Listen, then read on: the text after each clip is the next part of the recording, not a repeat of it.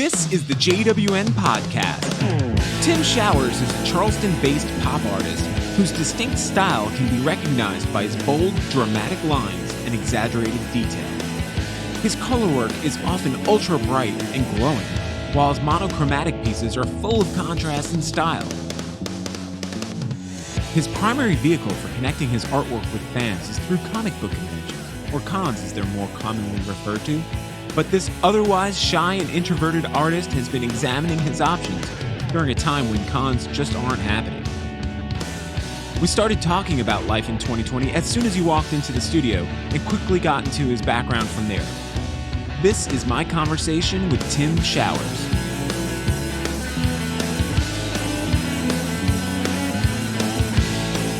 I haven't seen live music in forever.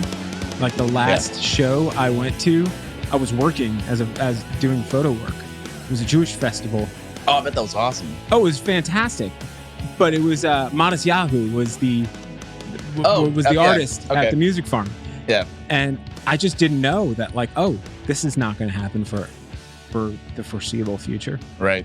Was that this year? Yeah. Really? That was in, like, I want to say March.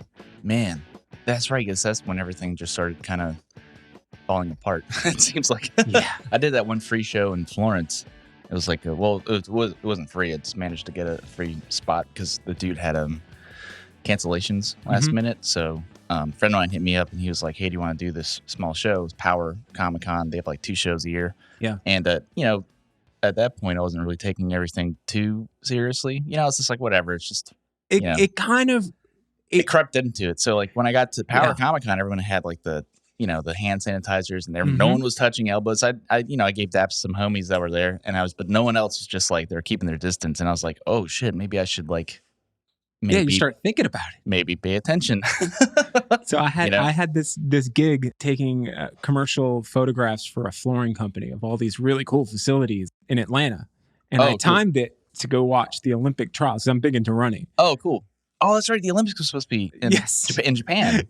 Yes. Yeah. So they had the Olympic trials in Atlanta to pick the runners to be on the marathon, to represent the United States for the marathon. So I kind of timed it and went there. I remember sitting alone in my hotel room, and it was the first time that I was like absorbing the information. News. Yeah. And I started panicking. Right. And I remember going on a group run the day of the trials. They had all these like other elite runners, like former Olympians were like hosting these runs that you can go run around like the park with them and whatnot. Yeah. I remember standing there in this crowd and this lady in front of me. You know that smell that people get when they're sick? Like phlegmy. I think so, yeah. Kind of. Yeah. There is kind of like a distinct, it's kind of subtle, but not so subtle at the same time. It's like hospital room kind of smell almost. This lady in front of me started sneezing, and that smell, I could smell that smell of it's like the disease. inside of her like sinuses. Yeah. I feel like maybe that's what it is. Maybe that's what the smell is. You're smelling the inside of someone's like nose. Isn't that weird? But it smells like sickly. Like it doesn't smell right. And I remember smelling that smell in this crowd of people after just like spending all night watching this stuff, and I started panicking. Right. I was like, I looked around at everybody. I was like, are we just going to stand here like this with this person just sneezing, just spreading the disease? Like I was freaked out. I couldn't believe that I just got up and left. Yeah. Well, Atlanta was like, at that point, I think, because since it's such a huge city, I think there's a lot of cases, so the panic is justified. There was 100,000 people spectating that. Yeah. Throughout the roads of Atlanta. Yeah. In crowds. Like that was the moment where it kind of dawned on me like, this is getting bad. Yeah. That was like, so that's probably mid-March, I bet, because that Power Comic-Con, that's when it was. It was like, definitely, maybe around the 20th. It was in the middle of my second or third week or whatever. And I was like, man, maybe I should take this seriously. Go home. That's probably around the same time you're in Atlanta. Yeah. Go home, and then everything's on the news. The next thing you know, everything's like, shutting down. There's this. And then from then till, now. Well, I guess now people are kind of lax because now everybody's back on the roads, it seems. It's, that's when I was talking to you earlier before we started recording, about going to record store day and just kind of, they have it set up to be socially distant. Right. But, I got to watch Susto play an acoustic set out in the parking lot. Oh, okay. So it wasn't okay. That's it cool. wasn't inside. It was outside. And then you can go inside and they were only letting 20 people in at a time, that kind of thing. Got it. And tonight I'm going to the Poorhouse and you have to buy a table. No kidding. So you can go, they have the outdoor stage that they've always had that. You have to buy the table. And then you and your friends, like however many people can fit at the table, you buy that table. No kidding. Yeah. So, I didn't know. Wow. I've been to the Poorhouse in years. Yeah. It's definitely, I don't even know who's playing. I was just like, sign me up. I'll go. I need live music, please. Really? Dude, I hear you. So your livelihood, from what I understand, is Comic-Cons. Like that's kind of where that's your artistic outlet. Yeah, it is. As far as like, that's where you kind of thrive. And you've been offline now since beginning of this in March. Yeah, all my shows got postponed and canceled. Actually, no. There is one. A friend of mine reminded me last night because I totally forgot about it. But there was one in March. That was one of the first ones that just, again, in March. So it was for North Carolina Comic-Con, Oak City, and in Raleigh. And they're like, I totally forgot that it was either they would postpone to a later date, or they just straight up cancel them until next year, but next year. So everything rolls over, right? So I forgot that I do have that one rolled over to a November date. And I don't know, but still I'm like, oh, should I do it? November, yeah. I don't know, man. I don't know. So I might, I think I still have the chance to just roll it over to next year, which I might. But yeah, all my shows, like I almost had like 1 or 2 a month almost for like a good 8 months lined up. I was thinking on the way over here, and I want to know where you're at with this. Okay. I feel like we got into a battle and lost. We've laid down our arms. Yeah. And now at this point, like we realize that we've lost. We're still hanging on. We're still wearing masks in places. We're still, adhering to what I feel like, honestly, in the South, the bare minimum. Right. Protection. Yeah.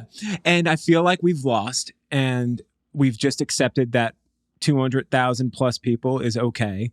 And where I'm at in my head is, okay, I guess we lost. So can we start doing things now since we fucking lost? Yeah, it's like you've conceded.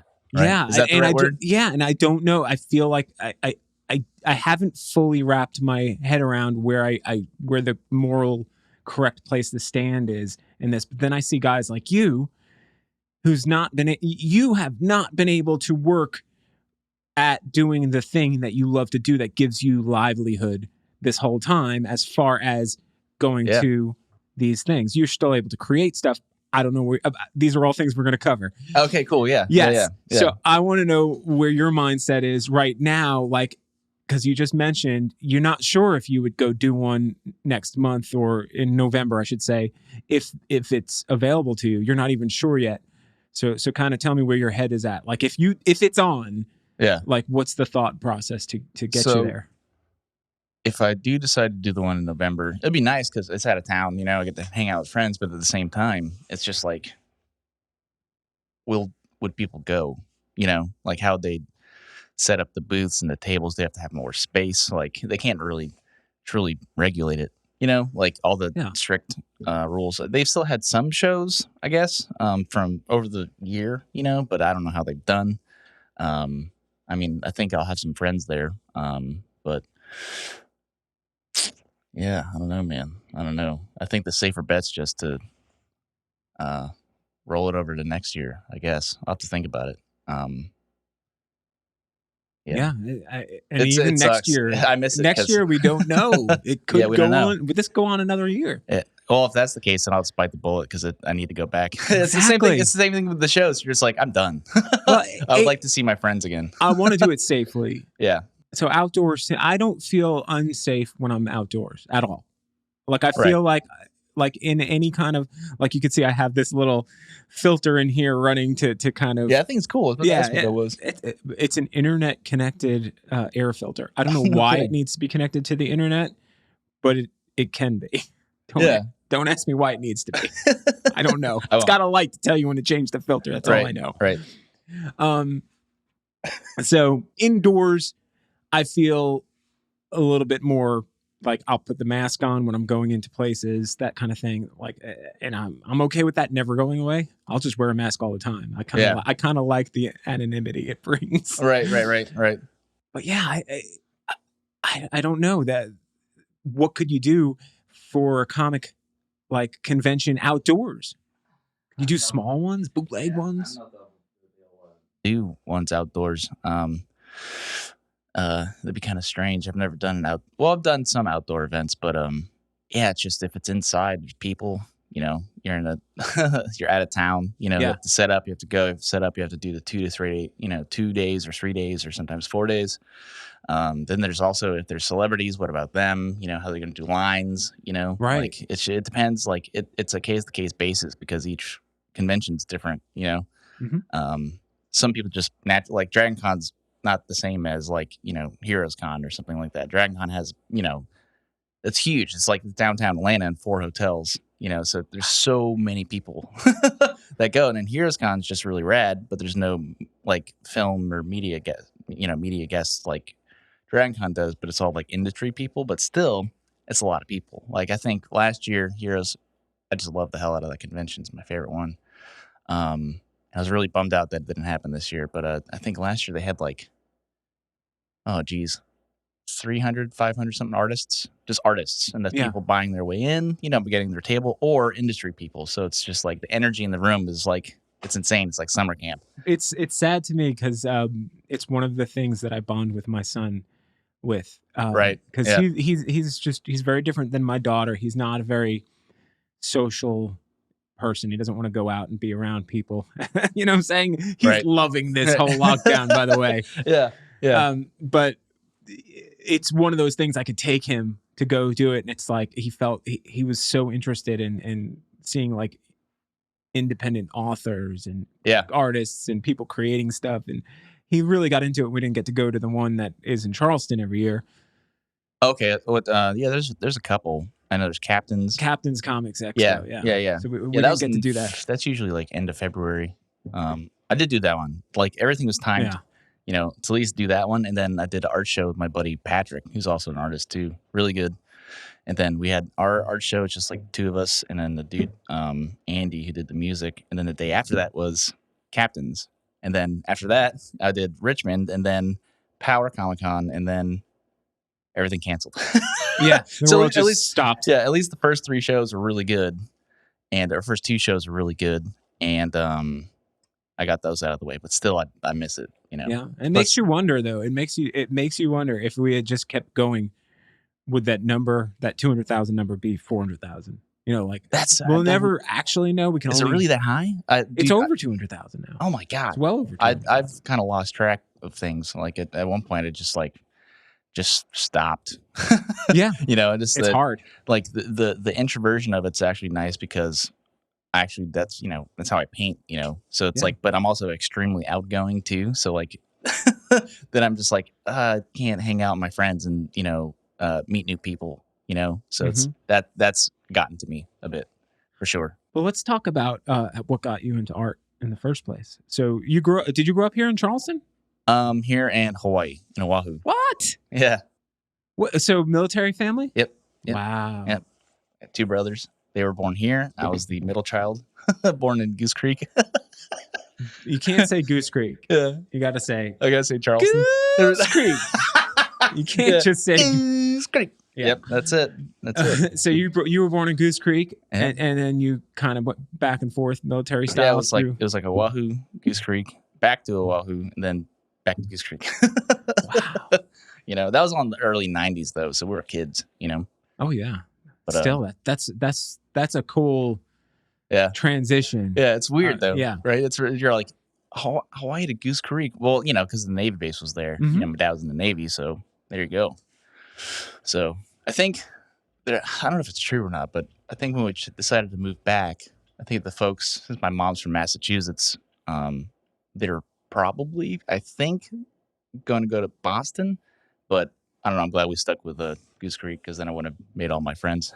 Oh yeah, you would have Yeah. had different friends, and you would have had big burly arms from Right, shoveling right. snow. What is that commercial? It's like, yo, cousin from Boston. You know, I would have that accent. Oh yeah, drive a car in the parkway. Right. My mom Yeah. still has it. She still has that accent. That's why everybody loves her. So It's pretty impressive when you hear someone with a real thick like. yeah, she just has the thing. Yeah. You know, she's got the cat for me. You know, it's not like super thick, but it's detectable for sure. Oh yeah, Yeah. So better than when you come down the coast and you hit the stop where I would grow up, was Long Island, which cool. is it's probably to me the least attractive accent Yeah. on the East Coast. There's a lot of weird ones too, because you get the Mid Atlantic and you get to like the Maryland area, and they've got a definite like weird thing going on where you're like, are you from?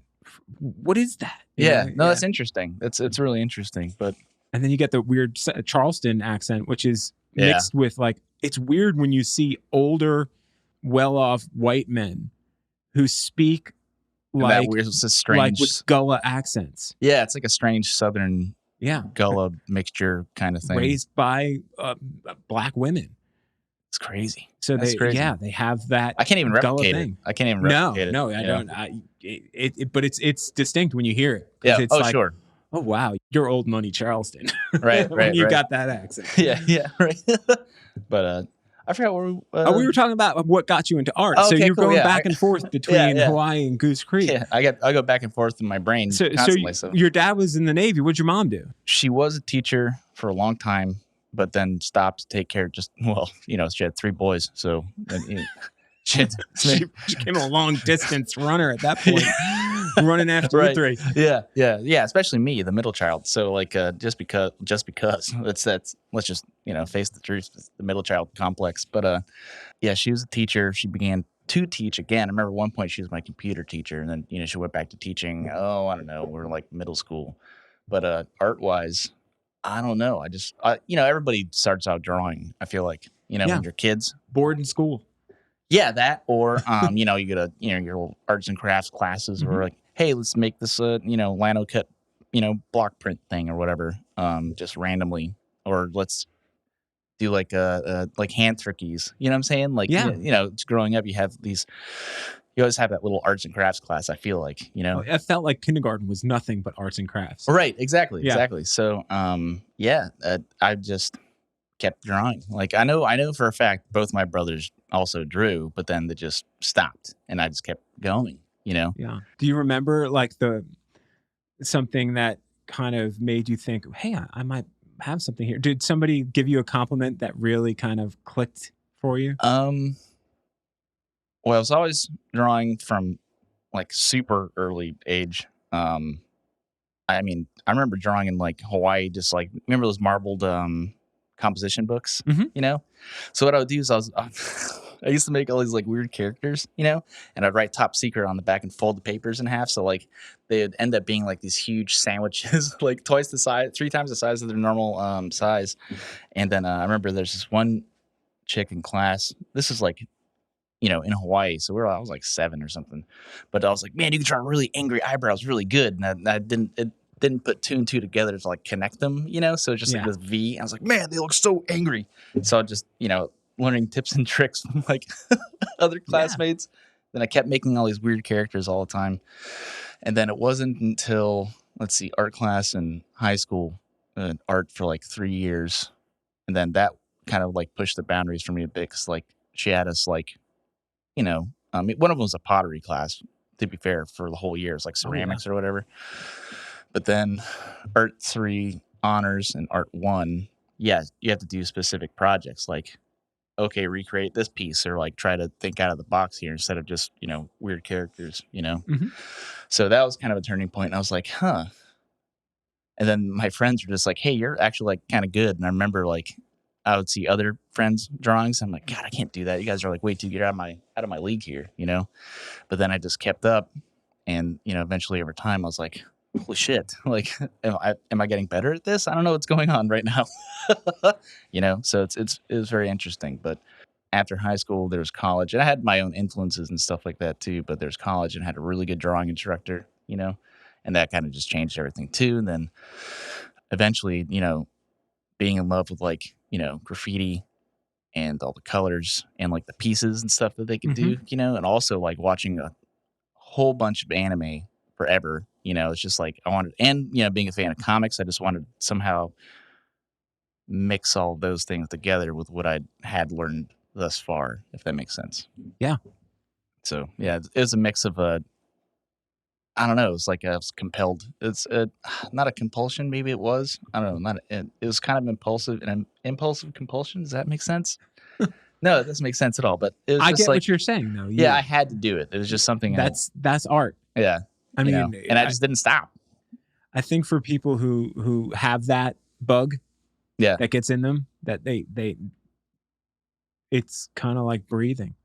Yeah, essentially. Like if you take it away from somebody, that's why I'm worried about certain types of art, musicians, people like yourself who can't get out there during this time. And I had thoughts of art block, no doubt. When I was just like, what do I do? There's no shows. It just sucks the creativity out of you. Yeah. Then you get right back into it. You paint for a couple weeks, and then you're like, well, now what? There has to be some kind of balance. Where's the payoff? Yeah, exactly. But now I'm back on track. That's for sure. Plus I had other stuff going on too, the kind of like personal stuff that just kind of sapped all my, creative. Well, yeah, it's just been all such compounded. It's been such an altering situation for the whole world. Yeah, for everybody. And then when regular life situations are put on top of it, it's mind blowing. Yeah, how many people are unable to even properly deal with some sort of tragedy or something along those lines during this time, because the girl who I had, the previous podcast guest that I had on, she's a singer, Angel Bond. Oh, cool. And she just underwent like thyroid surgery. She had to get her thyroid removed. Whoa. So in the middle of all that's this, like right here at the base of your neck. Yeah, and right? she's a singer. So she almost... Oh, no. During this whole time, she's been getting worse and worse and worse. And she's just like so worried about everybody else. She doesn't want to take care of herself. You know what I'm saying? Like that whole thing of trying to deal. It's cyclical. Yeah, trying to take care of yourself and deal with your own problems when everyone else is dealing with problems. And the whole thing sucks. It sucks, dude. It sucks. But all right. So it really sucks. So you kind of just, like a lot of people, you were introduced to it at an early age, and you just kind of kept feeding it, and you realized that you had to do it. Yeah. I do see a lot of street art influence in what you do, but I don't know you of course, I didn't grow up here, so I didn't even know Proton Factories was a street artist at one time. So nice. Did you do street art at one time? I think I definitely tried it, and I was absolutely terrible. And I was just like, this isn't for me. It's a craft. It's a separate craft. I was like, I'll just go back home and make characters. And then I was like, but wait a minute. At one point, I just straight up locked myself in my room for like a long time. This was back in like, I don't know, I don't remember when this was. But at that point, I was just making little sketches and books, and I was like, well, I don't want to get arrested. You don't get tackled? I'm not very athletic. And I don't want to pay a bunch of money because I don't have any money, Exactly. So it's just like, that doesn't sound like fun. Then I was like, plus I'm terrible at lettering, and I was like, but I like characters. And I was like, what if I tried to do that on just something big?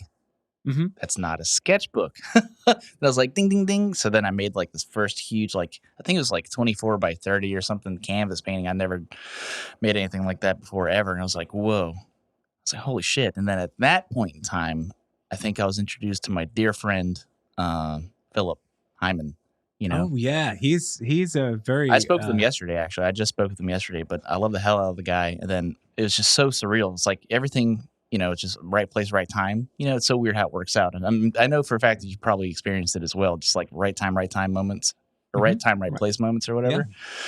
So it's like some synchronicity kind of, event or something like that, coincidences, shit like that. But a friend of mine just like, he saw my paintings, he was like, hey, I know this dude, and my friend lived around Park Circle for years, and he was like, hey, yeah, you should meet him. I met Philip, and he's like, hey, you want to do a show? Like immediately I showed him my stuff. He's like paintings everywhere in this house, and I was like, whoa. I was like, Yeah. who the hell is this dude? You know? Oh, the brilliance of what that guy does is he sees like a piece of garbage on the side of the road, and he already sees the finished piece. He grabs that piece of garbage and turns it into art. I love that. Yeah. Totally. That guy is brilliant. He's someone else I just befriended recently was like he knows Philip, and he was like he's like an art enigma. And I was like, yeah, that's good old Philip. So, befriending him and his family, and then just keep it on doing shows. That just kind of like kickstarted everything. And then at that time, really around that timeline, that's when other really cool art shows were still going on. Like, there was like I feel like there's a point in time where there's just like really cool shit going on, like art wise, right? So then that was like the beginning of like Culture Clash and everything like that. Yeah. So that's you know what I'm saying. So it's just like that's kind of how I met you. A lot of the people in this community that are into art. It wasn't just with them. It wasn't just with Philip doing his thing, but it was everybody doing like their own little really cool shows. Like there's like remember Punt would do shows, which are really awesome, like solo things. You just set up somewhere and start screen printing for people, and then people would go and hang out. There's like I remember one time there was there was a graffiti themed show, which is pretty dope. I missed that one. But yeah, it just seemed like I don't want, maybe I shouldn't use the word scene, but it seemed like there was a scene, quote unquote, right? So there was an energy behind it. And then ultimately years passed, and then just kind of, tithered away, whatever the right word is, feathered away. I don't know, just kind of disappeared. I feel like that's what it's definitely not as centralized. Yeah. Maybe. I felt like Culture Clash, and maybe it's because our friend that organized it moved away.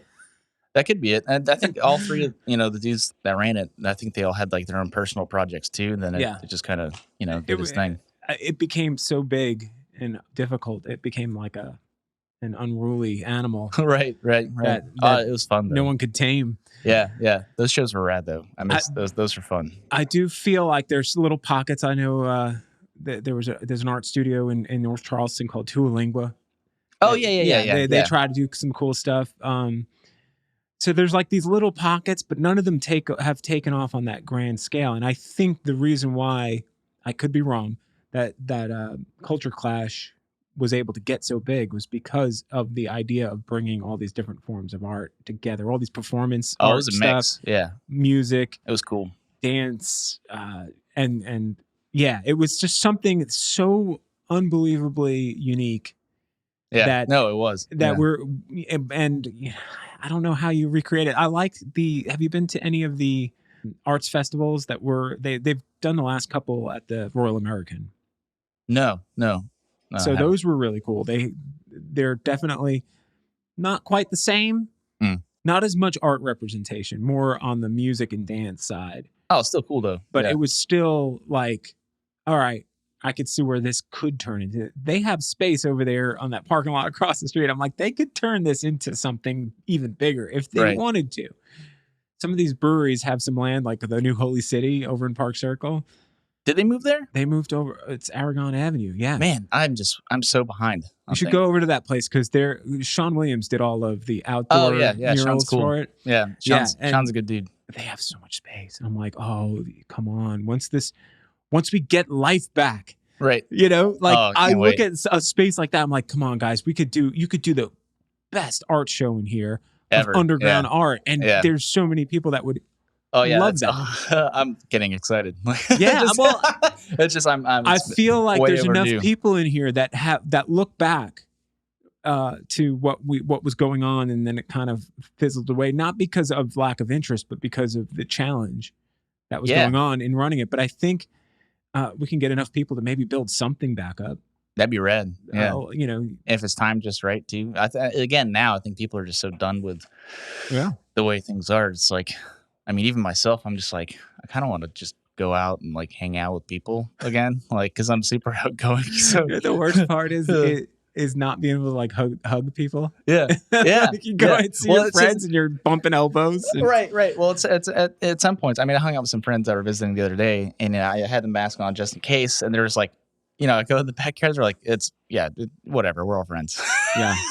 At that point, everybody just kind of gives up, and you're just like, this is going to be impossible because we're all like huggers. Like, there's just no way. It's again, know? I feel like we've laid down our arms, and we're just like succumbing to it. And I don't know if that's selfish. I think, and part of me thinks it is to an extent. Yeah. It's half and half, I guess. But yeah, that's it's tiring. Oh yeah. It's just not for me or for you. It's for, I think it's everybody. Yeah. Think about restaurant owners and like, you think of the jobs that most musicians have. Yeah. And a lot of it is waiter, waitress, working coffee shop, these type of things that like. Yeah. What do you do? Know. Yeah. Like when those get taken away from you. Man, a lot of clothes too. Oh yeah. Which is super sad. That sucks. That you don't want to see that happen, Well, Wolf Street Playhouse in Charleston, they closed. No kidding. That's that I don't know if you've ever gone to plays or supported that whole scene, but that was a whole other art scene going on there of independent theater, which is amazing. Like it's such a good night out too. If you ever, I don't think I've ever if it ever comes back, right, in some form. I don't think I've ever been to a play. They weren't really in my scene, but that sucks that it's closed. You'd be surprised though, because you'll go to one of those things not thinking like it's your scene, but it's not. Yeah. We're not talking musicals. We're talking like acted out. Like some Sherlock Holmes, like yeah. Oh yeah, like dramas, comedies. I've seen some stand-up things, like I've seen what is it, Theater 99 or whatever. Yeah, but that's like stand-up though. Yeah, I've seen stand-up in weird places in Charleston. I guess so. Yeah. I know a friend of mine performed there once, and he's hilarious, anyways. But so that was pretty cool. That's the only time I've ever been in there, actually, just once, and I've seen it, pass by it, drive by it all the time. Yeah, so it's cool in there. Yeah, I hopefully we'll get that back as well, because when you hear about these comedians, I don't know if you follow any comedians like podcast wise or just online. I do. I actually do. I've seen a few Bill Burr things, and he's pretty funny. And parking lots. Yeah, right. And then I actually do like Joe Rogan a lot. Actually, he's pretty funny. That guy is he's a trip. He's a trip. He's getting he's open to. I mean, he's like the forerunner for podcasts. I feel like he made a huge mistake. I feel like he's made and not moving out of California. I don't care. That's his choice. I did hear about that. But the whole signing to Spotify thing, I'm like, oh yeah, I heard about that too. Like getting the whole freedom of doing this podcasting thing, regardless of what you believe about, like not just you, but what anyone believes about someone like Joe Rogan or anyone, whatever their philosophy in life is, whatever it is, doesn't matter. But the beauty of this podcast thing is like, no one owns it. You own it. True. Yeah. True. Very true. You might get your distribution channels, but there's so many different distribution. If iTunes yanks you, well, that's okay. There's other ways to get it out there. Yeah, it's got to be dizzying. But if you go exclusive to one of them, well, now you're their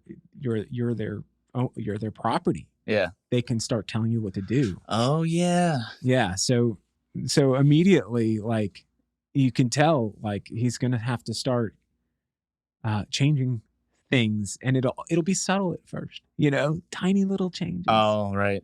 And until you don't realize what happened, and then next thing you know, it becomes a watered down version of what made it popular in the first place.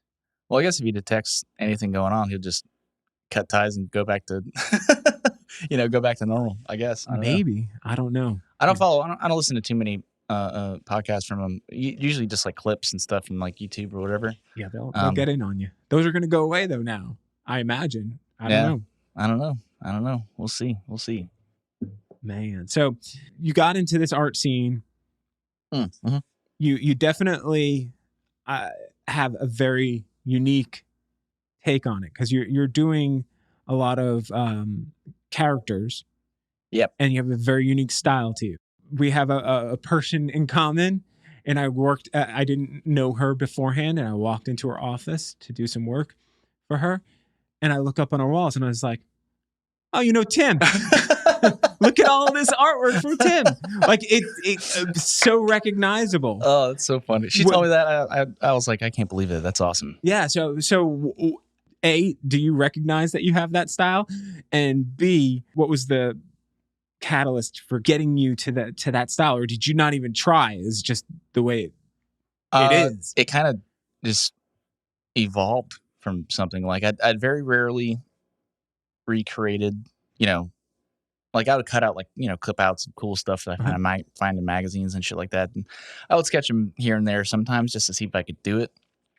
But I was just so stubborn. Like I wish I had actually done more of that so that I have a better grasp on things. You know, like anatomy and foreshortening and perspective. But I mean, essentially, I was just so ridiculously stubborn. I was like, no, I'm going to do my own thing because I don't want to be a biter, you know, or a copycat at all. I just don't want to do it. I was like, it's going to be me 100%, you know, and that's it, you know. Heck So yeah. that's just eventually just kind of came together, made a lot of terrible paintings. And then eventually, I guess they started to not be so terrible. it would come to a point where I would stop and I'd be like, I don't know how the hell I did that, but I really like how it looks, you know? And then if you look at some of my stuff from like, oh, geez, like early 2000s, mid 2000s to now, it's like night and day, but it's still essentially still there. It's just, right. Is refined the right word? It's become, it's not aged well. It's just kind of, well, I guess evolved into like, you know, a more tighter, more cohesive, and dynamic look, I guess you could say. Like, yeah. I mean, I can show you some stuff I'm working on now, but of course we can't really. Yeah, it's not a video podcast. Yeah, we're just doing audio. Right. I can show it to you later, but you can see like there's progress, and that's what's really interesting to me. Because like if I had seen something that I had made now, like, you know, 10, 15 years ago, I'd be like, no, there's no way. That's impossible. Really? Yeah. It'd be the same thing as like, say you play music and then, you know, you come up with all this intricate, like if say you just learn how to do solos or something, or like you actually made your first like composed song or something. And then if you had met yourself years ago, you're like, there's no way I came up with that song. You know, it's like that same kind of thing. Cause art and music go hand in hand. You know, I feel like they're very similar, you know, so one's with the ears and one's with the eyes, you know? Yeah. Well, it's all in trying to connect with other people and trying to connect with them in a different medium than just written word or speech. You know, it's like this other form of communication of how can you convey something that maybe you can't just say. Yeah. Damn. Yeah. I think you nailed it. Yeah. Well, that's it. It's just a wonderful thing because I do find that the people who speak that language, so to speak. No pun intended. Yeah. The people that speak that language, it's just not everybody is able to do that. So it's such a unique family of people. You know, you understand? Like I do. Like I know my wife is not somebody who, for the most part, she can appreciate a good piece of art and she knows what she likes something, but she's not like, we'll have deep conversations about this and she does not understand on the level that I do, not saying I'm better than her. It's just different. Like she doesn't speak that language. She doesn't see it the way I see it. Right. So she doesn't. Or it doesn't have as much of an impact to her as much as it does to you. Yeah. And she doesn't understand why you would spend your time doing something maybe that might not make you money. And she doesn't understand the idea that like, no, it's not about making money. It's about, I have to do this. Right. I guess I kind of equate that to like people who get goosebumps while looking at something they like or listening to something like that. As opposed to people that don't get goosebumps. It's kind of like that to an extent. That's the visual representation I get in my head. That's the first photo I think of, like, because I know, like, for me personally, when I listen to songs, I get goosebumps. Do you have a song that does it to you every time? Yeah. There's multiple songs. It could just be simple moments. You know, like it could be like a 5-second part of a song or something. Or if I see something, I'm like, oh, you know, if I hear like ghost stories or something, I'm like, oh, pins and needles. But then, you know, I have friends where they'll listen to the same song and they're like, whatever. Yeah, it's the same kind of thing. Yeah, it's the same kind of thing. They don't get it, or it just doesn't have that impact. I guess that's what you need. It needs to hit you. Yeah, right there. And it's not a judgment thing on people who feel that or see that. Oh, definitely not. That way. No, definitely they not. Probably do, but they just haven't discovered it yet. That's another thing. I honestly believe they just haven't been introduced to it properly or fallen into that hole, right, so to speak. Right. You know, because she has things she's into that I don't get. So, like college football, like I don't College get it. Yeah, football. I mean, I get it to a certain degree, but I also go like, okay, it's cool, it's fun for a bit, but I can't. It's not my life, Right. that kind of Yeah. thing. Yeah. I Yeah. hear you. So I like knowing that there are different people with different things that they can bond with other people over. Oh, Because, totally. yeah, because that means there's more to learn. Yeah, that's true. People are interesting. Heck yeah, man. So what have you ever had something in this journey through your artistic career that like a wall that was put up or a door that was shut on you that opened it up something else for you? Um, let me think. Hold on. I know I've had Besides the really current cool. situation. Right. I've had really cool opportunities show up, or not show up, but just happen like around last year. Like just really cool things started happening. It was like my most successful like art year personally, you know? Because like I started doing it full time back in 2018, which was a struggle, but I was like halfway through it. But 2019, I was just on fire. I was like all in, you know? It's a huge gamble, it's a huge risk, but it all somehow kind of ended up working out. I was like, oh my God, that's like a great year. But like things just started happening. You know, it's like I would do really good at like multiple shows back to back. And I'm like, what the hell's going on? Like I've done these shows for years, Yeah. you know, or I just meet somebody. It's all about, I guess, the impact you make, you know, with other people too. Cause like say I'll have like people come to me that have just gotten prints for years, just like something small.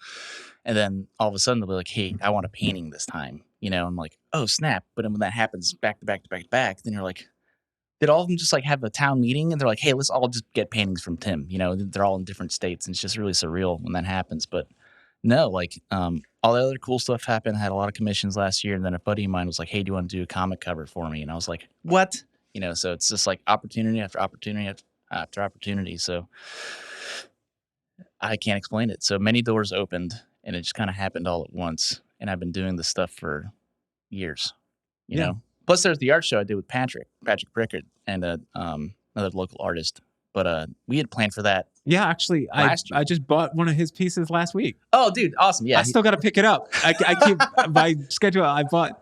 Oh, cool. He posted. You motherfuckers are dangerous, right? Because he posted a painting he did of Gem. Oh yeah, okay, yeah. And okay. I saw that and I was like, I want that. And I just messaged him like, how much, dude? Yeah. I want that thing. Yeah, because right. I was like a closet Gem fan when I was a kid. I thought it was the coolest thing, like this a rock and roll cartoon. Yeah. And the evil band was called the Misfits. Yeah. And I was like, well, that's just awesome because the Misfits, the actual punk band, are friggin' awesome. Right. So funny, man. That's so rad that you got that from him. That's so cool. But yeah, we'd start playing that back in like near the end of 2019. You know, we're just kind of, you know, shot each other messages like, hey, we should do a show. Right. And then everything just kind of came together and we picked a date. And it's funny because I think the initial one we had was for March. Wow. So it was like, I'm so glad that we picked February, you know, but yeah, so just like little things. So that kicked off the year this year anyways, like that. But, and then you felt like this year was lining up to be a good year. Yeah. Yeah. So that was the good kickstart. And then there's Captains, which is really good. And then, a couple really cool things happened at Richmond, even though that was kind of a, you know, financial bust for me just because, I'd never done that show before. And Richmond's cool. I actually want to go back and do a town proper, you know, because there's like a lot of murals and graffiti around there. And I was like, wow, this is kind of cool. But two really cool things did happen, which I'm super grateful for. That was pretty badass. But as a trip in general, just like money wise, it just didn't happen. Sometimes it's a gamble. You know, you could do really well, you could do not so well. So you kind of have to. Is it like a band? Like you have to go there a couple of times and really build up an audience there? I feel like it. Yeah, that's again back to music and art. It's so similar. Like it really is. You know, it's one of those things. I wish. That's a good analogy with being like a band. It kind of is.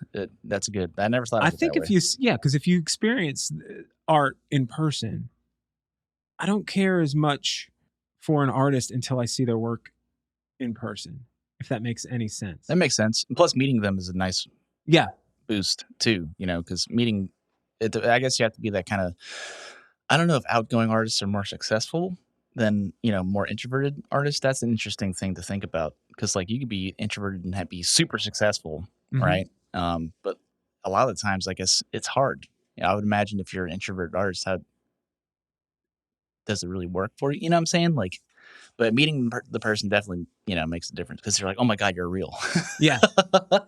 you know. Yeah, and it's well, I remember anytime I go to a museum, Mm. and if you see a painting that you maybe have seen in a book Right. or Oh, online, totally. Yeah. and you seeing see it in person, Yeah. you're awestruck. So the first time I took my daughter to, I want to say, was it the Met?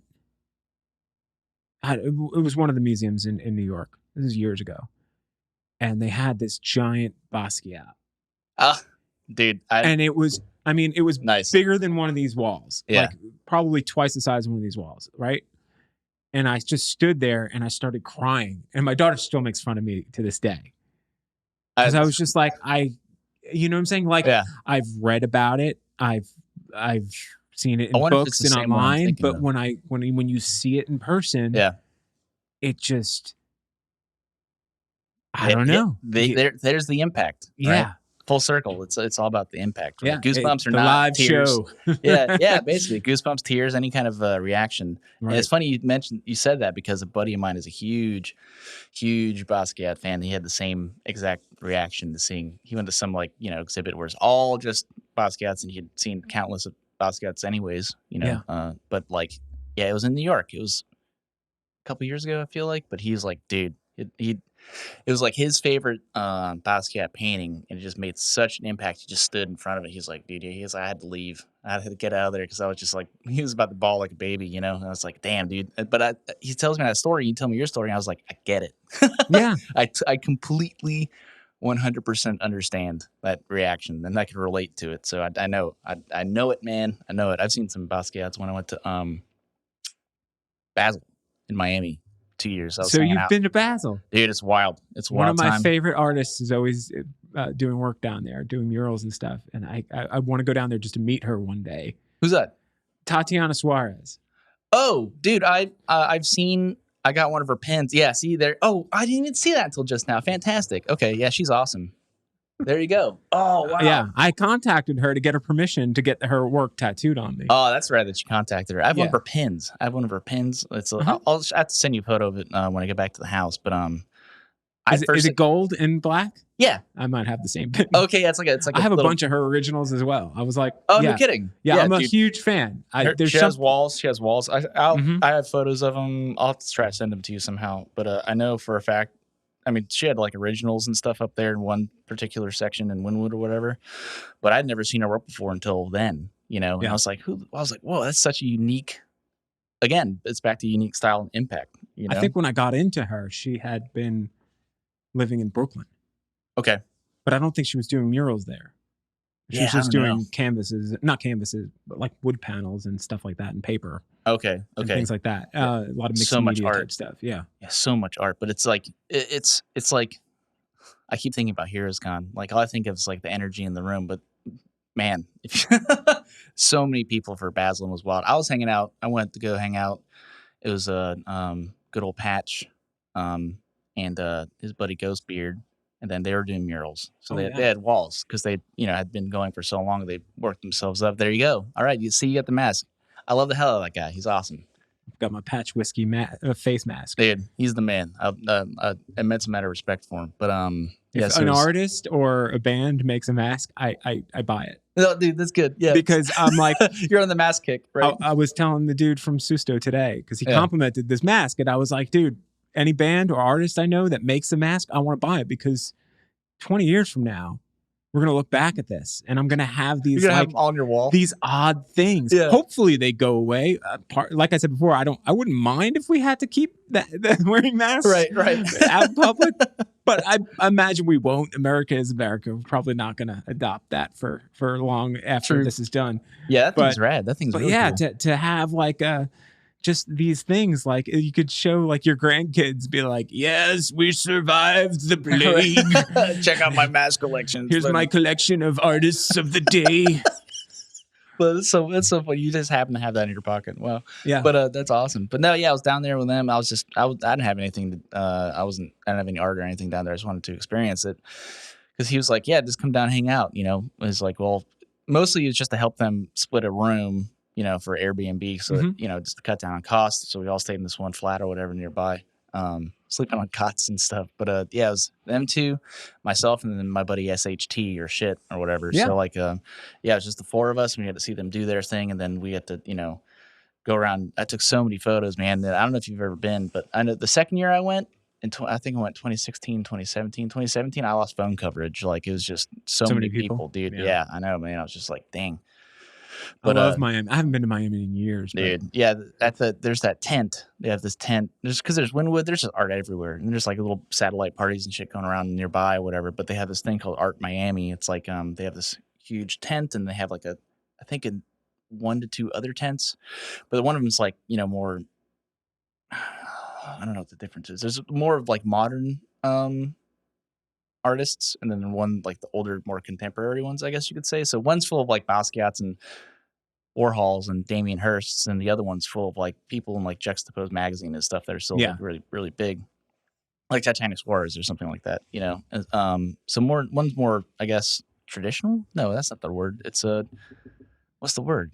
I don't know. I think you understand what I'm saying. One's more modern, old school, new school, right? And then you got the new, so like the pop artists, the pop surrealists, and whatnot. Yeah, there's the Robert Williams on one side, and then you've got the current people. Yeah, so like in that huge tent, man, they had a bunch of Basquiat's. They had some Banksies and stuff. Like one was cut out of the wall. You know what I'm saying? Like that was surreal. I could show you a photo of it. You could see the drywall, like, or the concrete, whatever. Great? Isn't that great that like this art form,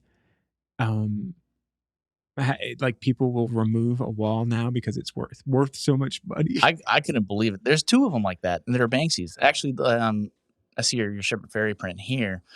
He had in the main like section for the Wynwood walls or whatever, it's like the center of it. He had this huge piece up there, this huge mural piece or whatever. So that was pretty cool.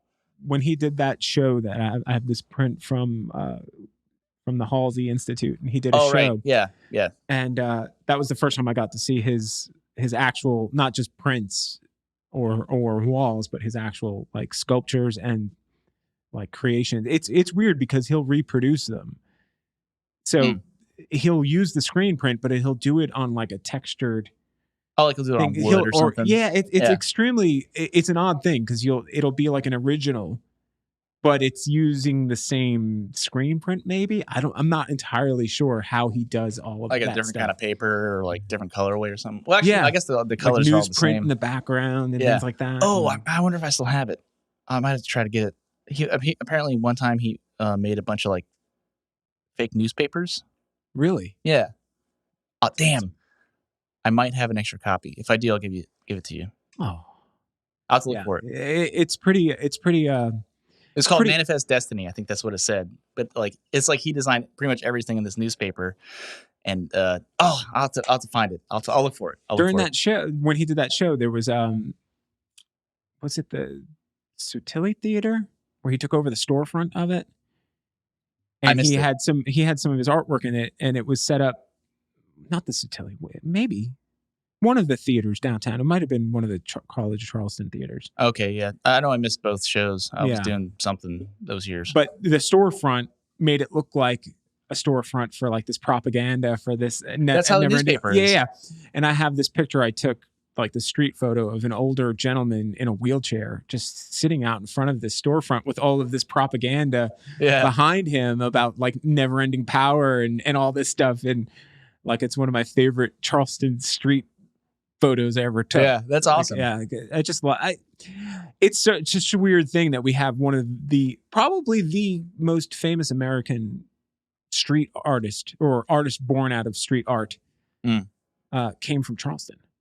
It's surreal. It's kind of crazy. Yeah, it's kind of crazy to think that guy came out of here. Right. But then you see guys like you. Guy, you know what I'm saying? That and I'm like, okay, well, obviously the talent is here. Yeah. Oh yeah, there's a lot of artists around here, and they're all super talented. It's just gotta keep on keeping on. Keep on keeping on, man. Keep on keeping on. All right. So, what's something you wish you knew back and say, like, so you went full time in 2018, right? Mm-hmm. What's something you wish you knew when you turned that key? Damn, that's a really good question. It's like I feel like I could answer that easily. I want to say something like how to draw hands, like or or like you know. But everything's a learning process. Something that I knew that I didn't know then that I know now. Damn, I don't know. That's hard. That's so hard to answer. I can't think of it. I'm totally blanking. I'm totally blanking. Maybe making no, because 2018 I started making more merch. I was about to say I could have made more merch, and that's really when I started. Well, you kind of dove into a pool not knowing if there was water in it. Yeah, that's true. But then again, I've done these shows for such a long time too. So I kind of started off just doing like 3 shows a year. I mean, last year, 2019, I did like 18 shows. I think 18, 17, 18 shows. So it is a build up from 2012 when I started to do conventions to then. It was just like I'll just tack another show on, tack another show on, and now it got up to 17. So I was like, dang, but something that I knew. Damn. Well, okay. How about, well, let's rephrase the question. What have you learned since you went pro? Like, not pro, full time pro. What's been the one thing you've People learned? like small merch for sure, like pins, Yeah. stickers, patches, like because I didn't do that stuff for years. So the little stuff kind of pays the bills. Little stuff helps. It's awesome. It's really fun because I find myself doing that. I'll just go to people's tables and I'm like, wow, I really like that print, but I have my print collection's out of control. So I'm like, oh, but they have a pen. Then I'm like, huh, that's really smart. I've got a basket full of tubes and prints right in my house. My wife is like, what are you going to do with those? I was like, I don't know. Yeah. I don't know. There's only so many walls you can fill with things. Total. I have tubes with like giant posters like this one, like your Shepherd Ferry here, 24 by 36 or whatever. I don't have the space for it, Yeah. I have they're all in tubes. They're just sitting there. So I kind of stopped buying screen prints, Oh, I love them, but there's just no room. There's no room for it. And it's a weird thing. I wonder what kind of market it almost feels like you wish you had like your own digital walls that you could just decorate. I've seen that. I've seen like galleries. Some do that, like it's all digital. But how are you going to make money off of that? Yeah, like if I put a bunch of flat screen TVs, I called it a flat. You could tell I'm old because I called it a flat screen TV. Right. If I had a bunch of TVs in here, just rotating artwork, how does the artist get paid? I don't know, because you can just find that stuff on the internet and just put it on your computer. Yeah. So I don't know how that's sustainable for the artists, but yeah, the small thing is brilliant because small things. Oh, not just putting all my eggs in one basket either. That's really important because like I'm mostly traditional, doing it by hand, but making those small things, like pins and stickers, you have to go digital. It's just so that doing more stuff like that is important too.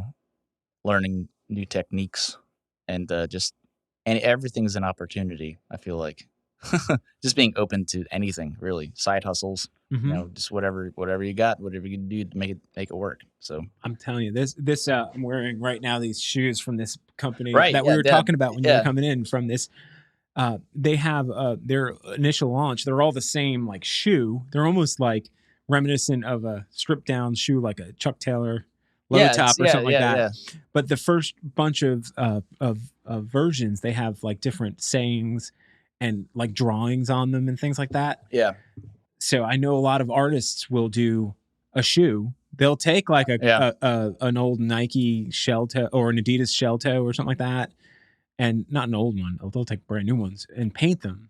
Yeah, that's another thing. But I wonder if you can. I thought about it. If you can get to a shoe company and get them somewhat, not even mass produced, but like a short run of like, it's hard to do because there's just multiple sizes. So it's hard to say like, I need 50 size 4s and 23 size 7.5s. And like, what are you going to do? But that seems like there's something in there. Totally. There's that. There's vinyl figures. That's another goal. That'd be awesome. Those like are dangerous. like custom little things. It's just not putting your eggs in one basket. That's extremely important. You can't just do paintings. I mean, some people can. But I don't even know what to even call myself. It's like, I don't know. I don't even know how to describe my own artwork. But it's not just paintings. It's like stuff like my shirt or some like my little characters. So, yeah, man. I like the idea of a ghost that got its ass kicked. Right. Yeah. This one glows in the dark too. Actually, Nice. I got a glow in the dark print on there. I got matching stickers, but yeah, it's just like thinking outside the box. That's something that it took me a long time to think about, and actually just doing it. Yeah. Too. Because for years I was like, oh yeah, maybe I should make prints, and I was like, okay, whatever. And then, oh yeah, maybe I should make shirts, and then just not do it until I actually did it. Then I'm like, oh yeah, that was a good idea. So I'm wondering if there's something an alternative to that, like a mini print type of thing, but like coming up with the way to display them. yeah, Like inventing a new way to display art, original art. You ever I've see thought the? about it. I've I mean, spent many there's hours. got to be something cool. I was at. We were discussing earlier about Monster Music. They have these new mini record players. They came out a couple years ago. Like Krogsley came out with these mini record like the players. portable ones. I used to have like one. 3-inch records, but they sell like these little singles. That like, small? They had like a Rancid single next to a Toy Story single. Like smaller than the 45? Oh yeah. What? No way. That's awesome. They're like that big. They're tiny. Oh no way. That's really cool. The Third Man Records, which is Jack White's record label, they put out a bunch of their music on that format. That's these insane. tiny little like. And it's like one song. It's like there you go. Whoa, that is so cool. But that's what I'm saying. Like, it's a tiny thing to give you this collectible thing that you can buy and not take up as much real estate. True. In your house. So how can you do something with artwork where you can sell the device and sell the artwork? See, digital is dangerous because someone could just steal it. Right. But if it was some sort of physical thing. Yeah. I've spent long hours trying to think of something new. All right. Well, we got to put your head together with some of the other people in the artist community and come up with something. All right. I went to this when I was the last time I was in Paris with my wife a couple of years ago. Maybe was it a year ago? I don't even know. Time is a flat circle. Doesn't make sense anymore. Right. And we went and saw this. We went to this place that was projecting all the artwork on the walls in this giant like building, this facility, and it was unbelievable. Like, it was one of those things you had to be there in person to understand it, to see it. Like, I took pictures of it, which looked cool, but no, you have to be there because everything was moving. Everything was. That'd be cool for like an exhibit. And that's what it was. It was kind of like the first thing I think exhibit. of. I'm like, man, that'd be kind of cool if you had like one wall like that or something. Just take up some space and it's neat. Yeah, it's neat. Yeah. There's stuff that can be done. Somebody out there much smarter than me can figure it out. But then they could take the talent of people like you and partner with you to create these experiences that people could have in their own home. Because who knows? The future of humanity might be a lot more, might be less big crowds and big extravagant things and more smaller, intimate things. Yeah. Yeah. Which is okay for art, I guess, if you manipulate it towards it. Yeah, I suppose so. I'm just thinking of like little knickknacks, like handmade machines or something like that. Oh yeah. Like just you hit a button and the image flips, or something like that. That'd be kind of neat. But there's got to be something. There's got to be that you guys can do, because the print thing is awesome. But like we discussed earlier, it definitely has its limitations. If you're a print collector, it's freaking hard. And if you're an artist who's selling it, for all the reasons I mentioned before, you don't want to diminish or you don't want to devalue your existing artwork, your original artwork. And I know that's a big thing. And the representation, creating a print that represents your artwork properly, right, is a stress. To find the right printer, to find the right way to scan it or photograph it. Right. I mean, some people don't even do prints; they'll just do paintings. So that's another way to think about it too. Yeah, it's almost like it's a weird, and you can't like disrespect them for making that decision because you understand why. Yeah, totally. But it's one of those things like, nah, man, I'm not a printer. I don't do prints. Right. Give me the real deal. Yeah. They only baseball with wooden bats and football without helmets. You know, right. But- That's funny. but I don't know. There's all these cool things. I do like the vinyl figures, although I'm scared of them. I don't own a whole lot of them because that's one of those things. It's like I You have can to have see the it. shelf space. Right? Exactly. You have to have like a diorama set. I'm or old, something. man. Yeah. I gotta know. share my house with another person that has That doesn't decision like making toys. abilities. Although she's basically filling it up with Legos at this point. Oh, okay, well, that's like She the same loves thing. Legos. She's like talking about taking over my home office space to put shelves up to put her Legos out. Oh man, that's kind of fun though. Which I'm partially like, I like the Legos. Yeah, I And I'm support like- that decision. I like collecting, and I appreciate other people that also collect things too. It's such a tough thing. But the vinyl figures, because I'll look at them, I'll get like a High Fructose magazine or a Juxtapose, and I'll look at these things, I'm like, oh, that's so cool. Yeah. And then I'm like, yeah, I can't do it. I mean, I've there's had also, so many like- of them in my cart on a website, and I go, I'm just wasting money at this Right, point. right. And I want to support the artist, that I'm like, oh. Yeah. I mean, you could also just do like one-offs too. You could do like a follow cup. A friend of mine does like bootleg toys, like Mhm. on the spot. He'll make some obscure character and put some funny. He'll make the own backing card and the bubble, and it'll be like one on one. Like there's only one of them, you know. Wow. So that's really interesting and cool. That's like a whole subculture too. I found out about bootleg toys. Do and shit like you that. follow that guy, Obvious Plant? Yeah. That guy, or anyone That's the listening to this, go search on Instagram for Obvious Plant. It's the best. He makes the most ridiculous toys, and he goes and plants them in stores.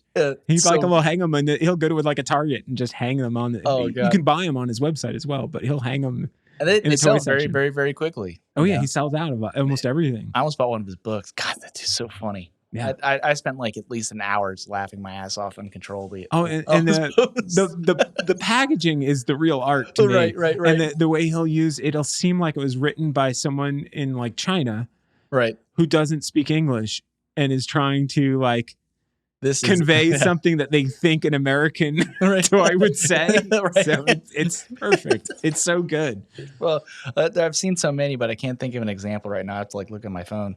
But I haven't seen anything from that dude in a few weeks. But it cracks me up, man. So Yeah. he figured it out. Right. Well, yeah, So- but that's his medium. Exactly. Right? Exactly.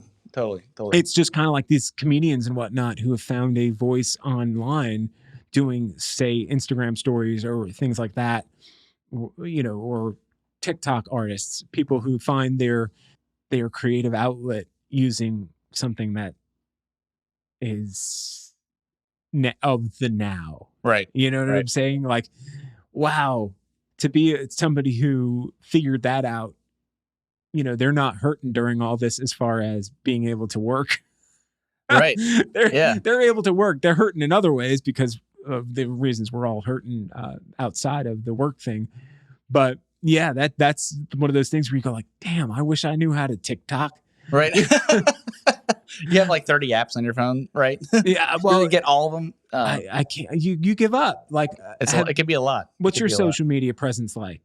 Well, again, like, lately I've been taking a bit of a break with things. But usually it's just like Instagram. Like, that's it. Like, I just use that, really. I did make a Twitch because people have been talking to me about that for years. They're like, you should start a Twitch, just for like live streaming or whatever. And you could do more with that than you can with Instagram because, Instagram Live, you can only do what, like an hour maybe. But how many commissions are you going to sell through Twitch? That's what I'm curious about. See, yeah, I don't know. But I guess if the more people watch it, because they'll watch me, like, I guess, work on something, then they'll be like, well, shit, I want one too. So that's interesting, and I haven't figured that out yet, but I guess I'll have to. Right. Well, we're gonna go right into it. We're gonna we got to figure it think out. where the crowd is, though, because like photographically speaking, I'll sell a lot more work if I post stuff on Facebook than I will on Instagram because Yeah. the people who are paying are on Facebook. I got you. So on all the people that follow artists are on Instagram following artists. Like I use Instagram is probably my favorite of the social media apps It's my favorite. from the aspect of it's completely curated by me. Right. Totally. Like I only follow people I want to see what they have to put out there. It's Yeah. not like Facebook where it's like this people that you've worked with maybe once 13 years ago that you're like, oh, obliged to become friends with, and then you find out that they're into the most awful crap ever. You're like, oh, what do I do here? Do I now unfollow them? Like, right. Like Facebook is so, it's almost like a family reunion that you're constantly being bombarded with. Yeah, that's a really good. Yeah. But so I deleted barely my open app. it. I deleted my Facebook app from my phone. It's just like, just you'll spend. Well, now with the state of things, it's just like, oh god, yeah. Election years are not good for social media. Yeah, man, I deleted it. I didn't deactivate my account. I just took it off the phone. Because you'll still rabbit hole for hours. But no, Instagram's nice. But most of the things I get, people, when people want to get something from me, is because they had met me in person. Wow. Really? They'll be like, hey, I met you at this con. I got something from you. Can you do this for me? I'd be like, well, yes. That's fantastic. Hey, do you still have stickers? So that's why the cons for me are super important because, people come up, I'll actually speak to them and have a conversation with them, So you plant that seed that way. Not intentionally. It's not like I'm like, I'm gonna, right. Like but you're marketing and you don't even know it. You're marketing yourself without marketing yourself, which is the way it should be done. Yeah, I'm just super outgoing. I like talking to people. If they want to, say kind things about my work, and I'm like, holy shit, I'll remember it. So, really, and yeah, that's awesome. It's come to the point where like they're like, I guess repeat customers, I guess you could say, but like fans. It's surreal. Yeah, you have fans. Well, obviously you have fans. You're an excellent artist and you're a unique artist. So it's definitely not where namaste in bed. Like, thank you. I appreciate that. Yeah, I think it needs to be said more often to people who deserve it because you probably, especially in this climate right now, it's hard to get out there and do that thing where you can be out in front of people. Yeah. Well, that's the great thing about Instagram is you just I make a lot of dumb posts on Instagram first. Like I'll share stuff about my cat or like just like random stuff or a leaf floating in the air. Then I'll be like, oh yeah, shit, I should post more artwork. That's mostly why people are following me in the first place. Right. So I just get sidetracked. But people like looking at all that stuff. But that's like, I've looked and I'm like, wow, I haven't posted anything art related in a long time. People are still looking at my posts. So I was like, oh, I guess people like what I guess it's maybe like an escape kind of thing too. Well, they want to know you're human. Yeah. They're following you, not just your artwork. Yeah. If there's somebody that says, hey, stop posting cats, just post pictures, then you're like, right. What's wrong with that person? Right. But I think the issue is that you're explaining is something I struggle with as well. I think a lot of people struggle with this is if you read how to increase your Instagram followers or how to get more this and how to get more Twitter followers or how to do any of them, they will always say the same things like, oh, pick a niche and stick to it and be consistent and this, that, and the other thing. And they have all these rules. And I'm like, well, that just sounds like work. Yeah. That sounds like, and it sounds like, it is. And if somebody does that, then you feel like you're being marketed to. Okay. So if you were to only on a regular basis post very specific things, and there are people that do this that I follow and I don't feel like I'm being marketed to. Right. But if you were doing that and that's all you did and it's not what you wanted to do, you were doing it because you had to do it, I think we would know. Right. You know what I'm saying? Right. Yeah, I feel you. Yeah. Like if you did it and that's all you shared because that's just your personality, then that's one thing. If you're being genuine about it. But if your personality is one that's like, hey, I feel like showing you this picture and right now I feel like showing you this dog or this cat. That's because that's who you are. Yeah. You're being genuine. It's like I've never been much of a marketer anyways or like the hard deal, the hard sale. Like I just I'm not that what's the word? You're not a salesperson. I'm not a salesperson. I'm not. I'm totally not. A lot of artists fall into that problem. That's it's why. Tough. Yeah, it's tough. Business is hard. Okay, so back to the other question where I wish I knew something that I didn't. But just like business shit, Yeah. Not so much the Were you not withholding your taxes? No, I pay my taxes. There you go. Yeah, That's I pay it. probably the one thing that I Yeah. would tell No, everybody. I keep detailed records of everything. Yes. Yeah. So all your expenses, and everything is written down. Everything. They go after like artists too. Like, Yeah. don't ask me. Oh, why. hey, I'm proper about it. That's for sure. That I started doing that.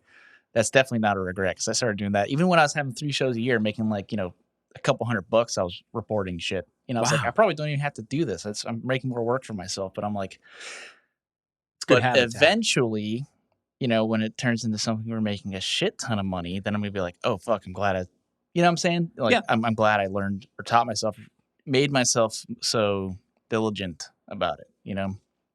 So instead of like having that freak out moment, because I don't like getting surprise letters. Well, guess what happens too? You know what I'm saying? Like, it freaks me out. If you had now you have a record of exactly how much you were making, and then something like what happened this year happened, and when there's this paycheck protection programs and these small business loans, now I didn't even try to do that. I didn't even try. You probably should.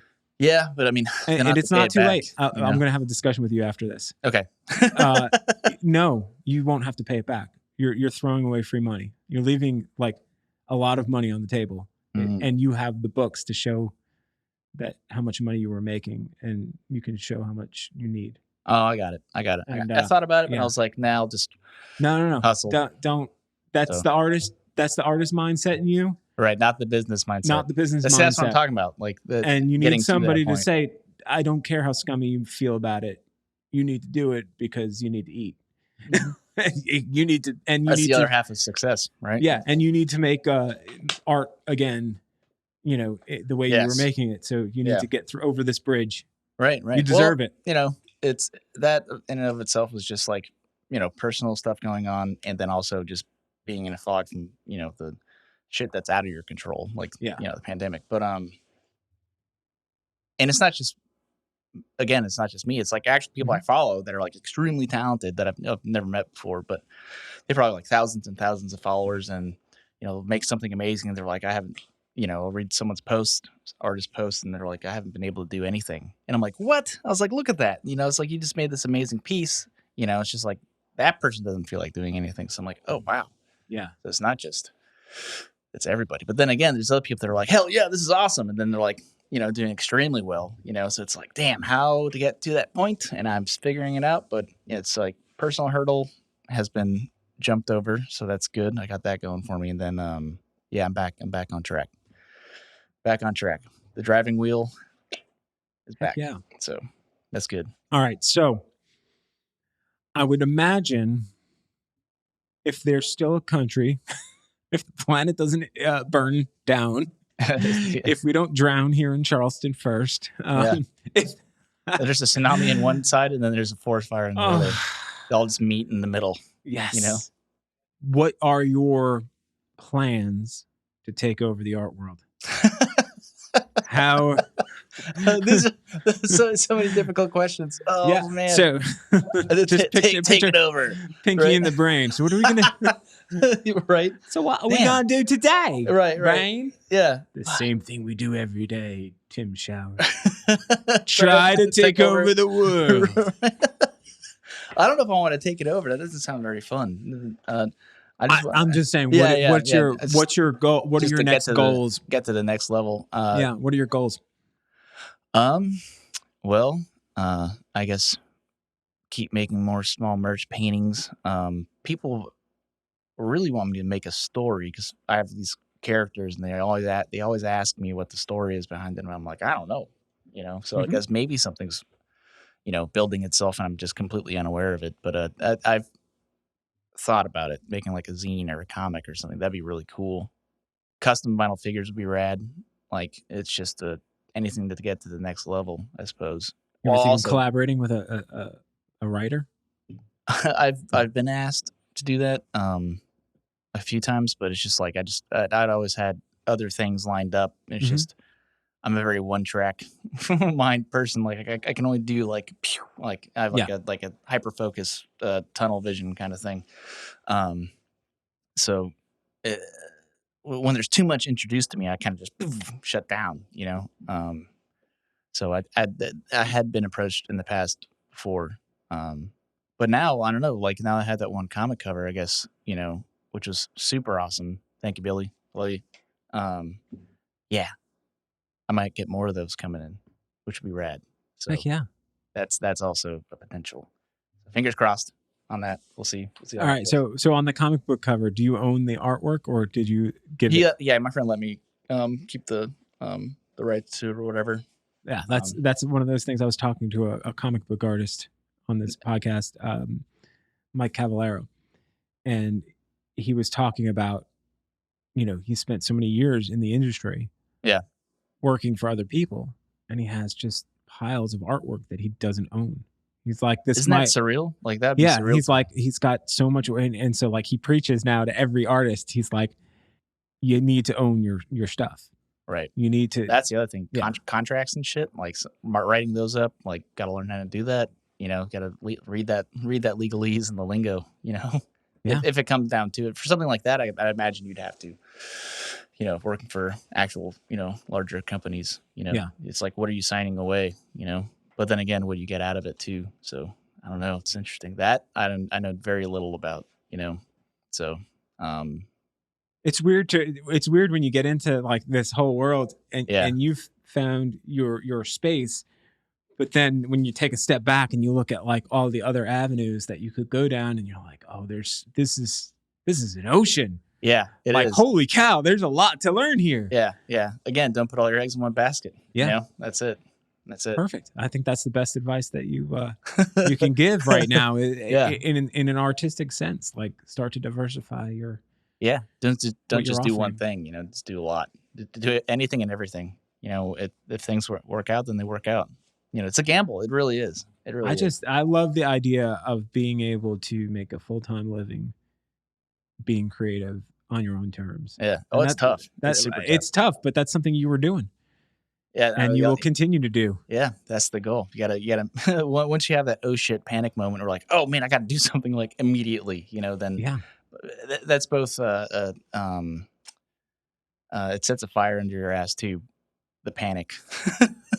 But as long as you don't panic too much and you just get shit done, Because at the end of the day, it's what you got to do, It's all about your resolve, I suppose. When you think of the things, I know we kept talking back and forth about music similarities. When you're playing in a band and you go on tour and you're living out of a van, sleeping in the worst places possible, right? Eating the worst food possible, yep. Getting paid next to nothing. This sounds. It's very similar to what I've experienced.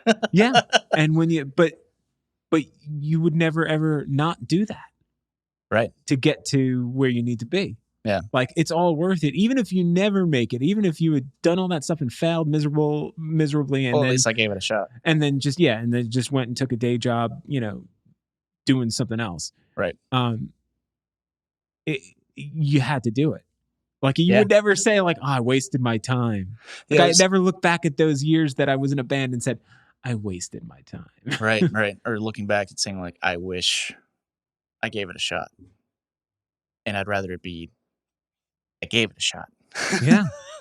Because you get one shot. Everybody has one chance to do whatever, So that's the way I think about it. Well, you get one life. That's for sure. That's what I mean. Yeah, you get one chance. That's it. And it's like one and done, man. You got to make it work.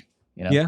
And Jason Eisenberg, the tattoo guy who owns Holy City Tattooing Collective, he had a great piece of advice that, like, when you know, whatever it is. He was referring specifically towards like when was it a good time to become his own a shop owner from being a tattoo artist, right? But he's like, once you get the idea in your head, it's just going to keep growing, and you're going to need to do that. So it's like a confidence and assurance level that you feel somewhere. It's like somewhere in the chest area, I feel like. Yeah. It kind of just sits there and you're like, all right, that's it. Like, that's it. And it takes over. It's all you can think about. Yeah. Yeah. Probably what happens in the minds of your fans when they talk to you and they meet you and they buy a print, and then like 6 months later, they're like, I need a painting. I need a custom painting. That could very well, very well be the case. It's just that the little impacts, that they make a difference. Well, you've made an impact on me. Oh, That's why I asked you to be on here, because it's an honor. I get to learn more about you. Yeah. Because unfortunately, when you can know people for years, you never really get to figure out what the heck made them. This is true. Yeah. Into what they are, and I feel like this has been an awesome conversation. Yeah. This has been great. Thank you so much for coming in to do this. Thank you, man. I'm very glad. Thank you. All right, let's give the plugs. Yeah, the main thing is just Instagram, just at TM Showers. One word. At TM Showers. Yep, that's it. Do it. Hit him up. Ask him for some custom artwork. Yeah. If you're not a fan already, take a look at his work, and you're going to be like, "Oh, this is cool." Like this is, it's just there's certain types of art in that world where it feels like everyone's doing the same thing. That is, and you're not doing anything like what they're doing. Yeah, you're doing you, and I love it. I thank you. Charleston represent. Whoop, whoop, whoop. That's it. All right, man. Thanks a lot, man. Of course.